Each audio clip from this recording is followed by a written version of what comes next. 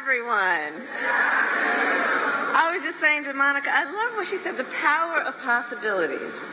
Isn't that right? And really, the power behind the power of possibilities is that we as a community, as a society, see it and then invest in it.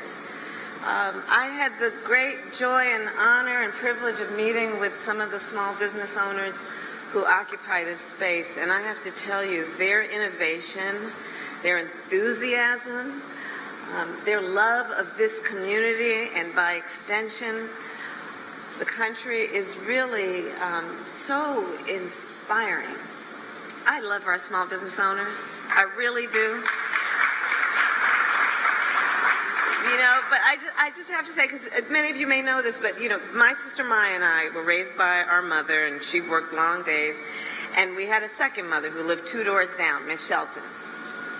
And we lived in the apartment above the nursery school that Miss Shelton ran. She was a small business owner. And she was a matriarch of the community. She was not only a business leader, she was a civic leader.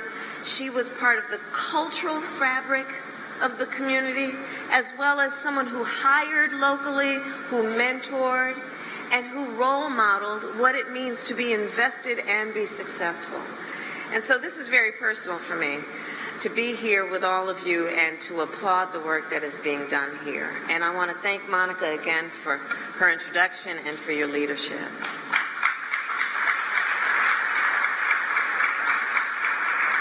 And of course, it is good to be here today with so many incredible leaders. I see so many. I could spend all afternoon mentioning who you are, but I will not do that in case I overlook anybody in particular. But I will say that, in particular, I do want to thank the leaders of our Commerce Department and Deputy Secretary Don Graves and Undersecretary Don Cravens. We've been working a lot together over these last couple of years, and they really are extraordinary. They've been traveling the country and really inspiring so much of the work we have done as an administration. So I thank the 2 Dons for all that you do. Thank you. Good.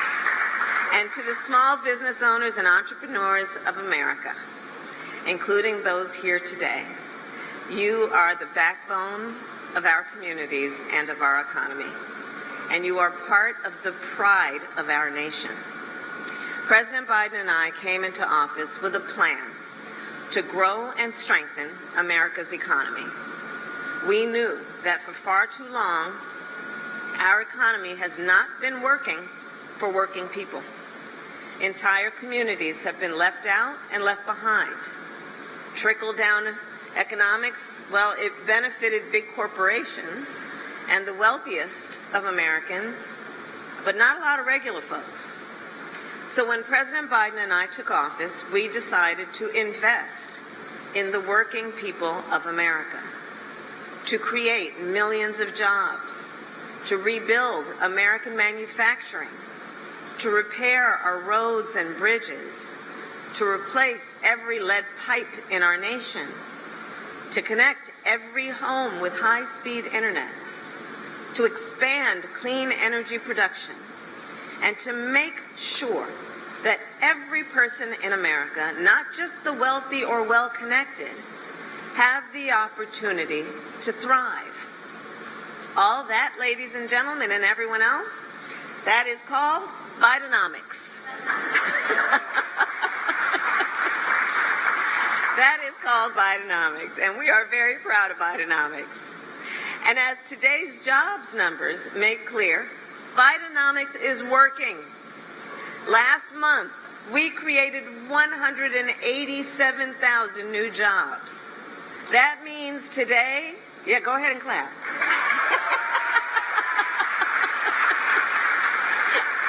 I don't want to step on the applause. That means today 187,000 more Americans are able to go to work, to provide for their family and invest in their future.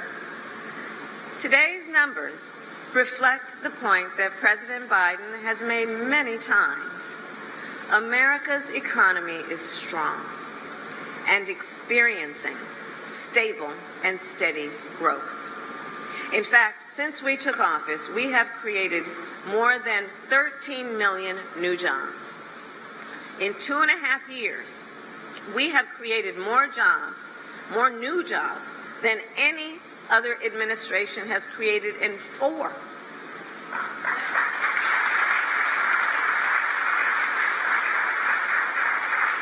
Today, the unemployment rate is near its lowest level in over half a century.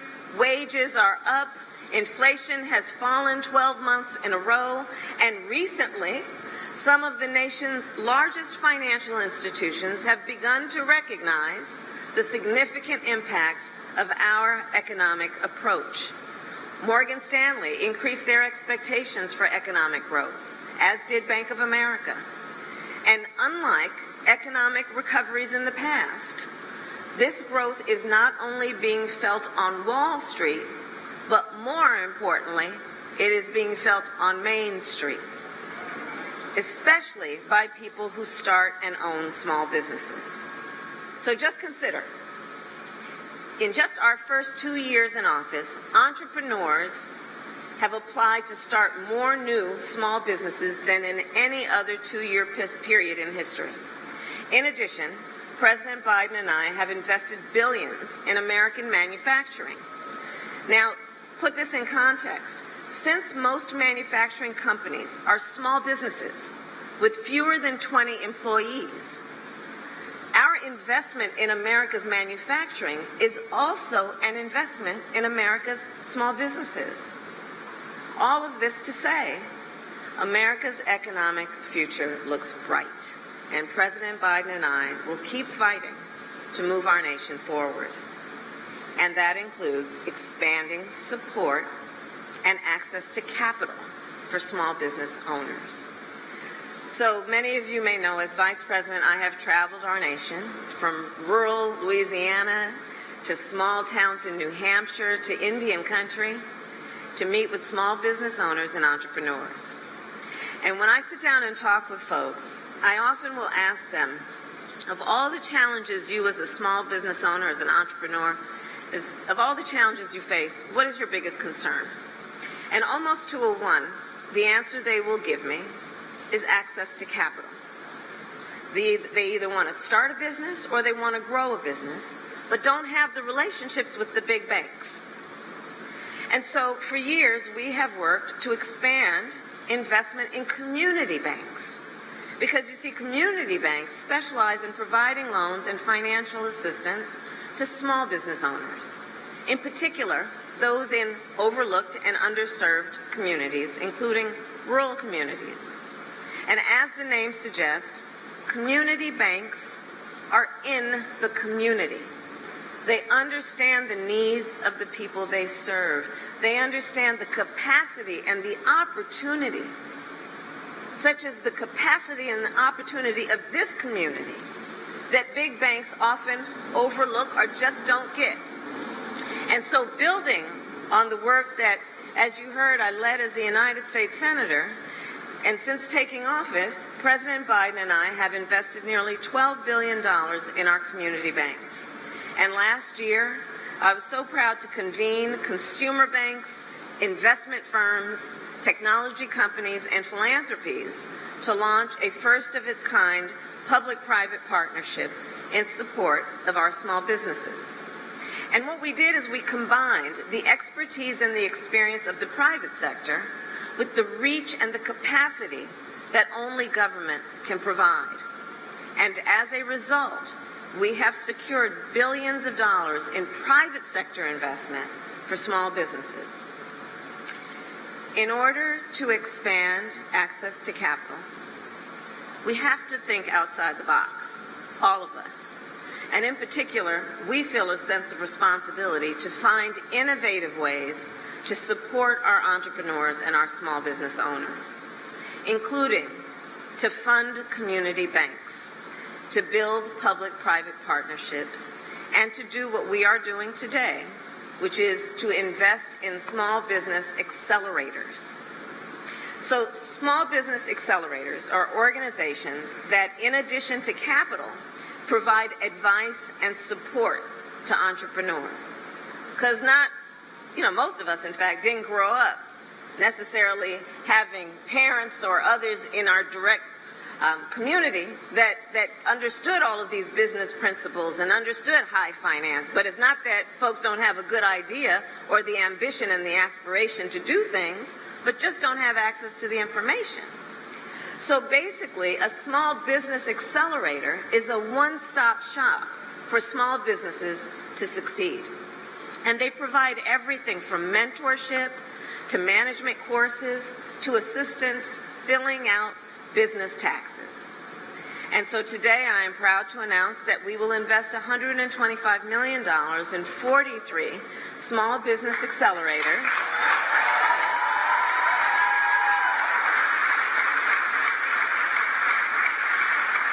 And they have been chosen because they are the ones that are and have a track record of supporting entrepreneurs in underserved communities and helping them to innovate and to hire and to grow. And nearly all of these accelerators that we have funded are represented here today. And because of these additional resources, these accelerators will be able to extend capital and support to thousands more entrepreneurs and startups to take full advantage of the investments we have made in our nation over the past 2 years. And so consider, since taking office, President Biden and I have invested about $1 trillion to build a clean energy economy.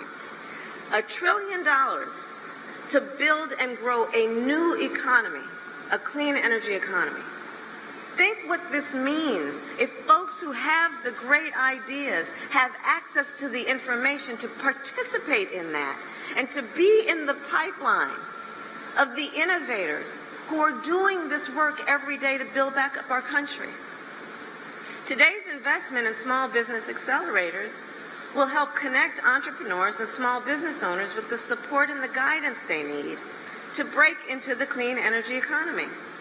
For example, this investment could allow, let's say, a college student from Thomasville, Georgia, to connect with a mentor to help launch her clean energy startup and apply for clean energy tax credits. It could allow, let's say, a mother of 2 in Tempe, Arizona, who has a business plan to install solar panels, but she needs the technical support to learn how to turn that plan into a reality and meet the increasing demand for solar energy. That's where these accelerators come into play, to help connect that desire, that ambition, that great idea with the resources that are available to actually do that important, innovative work. This investment, for example, could allow a veteran who owns an auto repair shop in Milwaukee to access the capital he needs to buy equipment to repair electric vehicles. I've visited with some of these innovative small businesses. And it was interesting. I met with one young innovator who was talking about how he was setting up this company to actually work on electric vehicles and electric batteries. And I said, well, tell me about the people who are working with you. And he said, well, we refer to them as technicians. I said, you mean mechanics? That's what we're talking about. We're talking about skills that exist, but what we're doing to upgrade those skills to meet the demands of new economies. And so through this investment and our whole Invest in America strategy, President Biden and I are working to make sure that small business owners and entrepreneurs have every type of support they need to grow. Because as Bidenomics continues to demonstrate, when we invest in the dreams, the ambitions of small business owners and entrepreneurs, it creates opportunity and prosperity for us all. Thank you all. May God bless you. May God bless America. Thank you.